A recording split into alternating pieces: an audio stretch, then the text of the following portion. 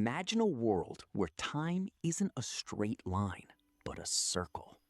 A world where stone can speak and shadows can breathe. For centuries, the great North Plain of the Yucatan was a silent green ocean, swallowing the secrets of a fallen empire. But beneath the vines and the soil, a giant was waiting to wake up. They call this place a wonder of the world. But to the people who bled into this soil, it was a gateway. A machine built to summon gods and manipulate the very fabric of reality.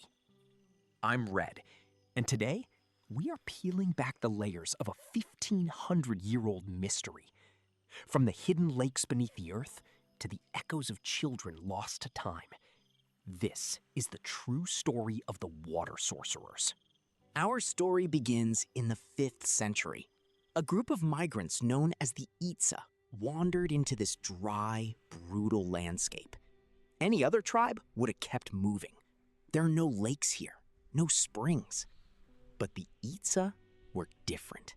They were masters of the Earth's hidden veins.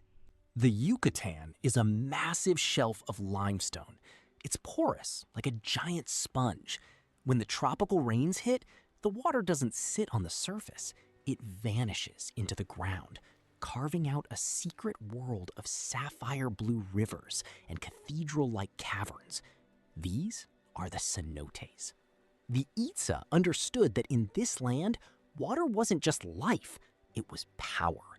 They founded their city around the cenote Sagrado, believing it to be the Xibalba, the mouth of the underworld. They didn't just build a town, they built a sanctuary for the rain god, Chalk. For 4 centuries, they grew in silence, perfecting their architecture and mapping the stars. They were the water sorcerers, and by the time the rest of the world realized they existed, they were already the most powerful force in the Americas. By the 10th century, a new shadow fell over the city. Warriors from the north, the Toltecs, merged their culture with the Maya. This fusion created the masterpiece that still stands today, El Castillo. But don't let the beauty fool you. This is a machine made of 30,000 tons of limestone.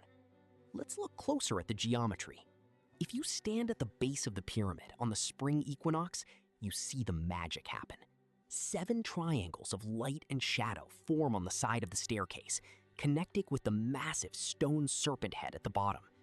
The feathered serpent, Kukulkan, literally crawls down from the heavens to fertilize the earth. But the real secret is what's inside. Archaeologists using ground-penetrating radar discovered that this pyramid is like a Russian nesting doll. Beneath the exterior lies a second pyramid, and beneath that, a third, even older shrine. Why? Because the Maya believed that sacred spots held energy. When a new king took power, he wouldn't destroy the old temple. He would capture its spirit by building over it. And in 2015, we found the ultimate secret. The entire pyramid is built directly over a hidden cenote. The Maya didn't just build a temple, they built a bridge. The pyramid represents the earth, the top platform represents the sky, and the water below represents the underworld. It is the center of the universe, anchored in stone. Just a few hundred yards away lies the Great Ball Court. It is the largest in Mesoamerica, a massive arena twice the size of a modern football field. But this wasn't a game for the faint of heart. This was pock to pock. The players couldn't use their hands or feet. They used their hips and elbows to drive a heavy, solid rubber ball through a stone ring high on the wall. The sound of the ball hitting the stone would have been like a gunshot. But look at the carvings on the side. You'll see a player kneeling, his head removed. From his neck, 7 streams of blood spray out, and they aren't just blood, they turn into snakes and lilies. To the Maya, sacrifice wasn't about killing, it was about repayment. They believed the gods gave their blood to create humans, and now humans had to give it back to keep the sun in the sky. The acoustics here are impossible. If I were to stand at the North Temple and whisper, you would hear me perfectly 500 feet away at the South Temple. No microphones, no speakers, just pure architectural genius. The priests used this to make their voices sound like they were coming from the air itself. We have to talk about the sacred cenote. For 100 years, we were told stories of beautiful maidens in white robes being thrown into the dark water. It was a romantic, terrifying legend. But science doesn't care about legends. When researchers recently analyzed the DNA of the victims found in the silt, they found something that changed everything. The majority of the victims weren't virgins. They were children, specifically young boys.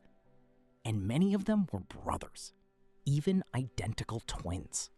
This links directly back to the Popol Vuh, the Maya Bible. It tells the story of the hero twins who went into the underworld to challenge the lords of death. By sacrificing twins, the Maya weren't being cruel. They were literally trying to send messengers to the gods to ask for rain. It was a desperate act of faith by a people who knew that without water, their empire would crumble. So what happened? Why did the water sorcerers leave? By the 13th century, the great plazas were falling silent. The trade routes that brought gold and jade began to bypass Chichen Itza. Some say it was a great drought that lasted 100 years. Others say it was a peasant revolt against the high priests. The truth is likely a mix of both. The city didn't die in a single day. It was a slow, painful fade. Families packed their belongings and walked back into the jungle, leaving the stone giants to sleep. When the Spanish arrived in the 1500s, They found a ghost. but even then, the Maya were still coming here. They were still praying. They were still leaving offerings at the edge of the well. You can kill a city, but you can't kill a legend. Today, millions of people walk these paths. We take photos, we buy souvenirs, and we marvel at the size of the stones. But if you sit still for just a moment, when the wind blows through the columns of the Temple of 1,000 Warriors, you can almost hear them. You hear the slap of the rubber ball, the whisper of the priest, the chirp of the Quetzal bird. The Maya didn't build Chichen Itza to show us how great they were.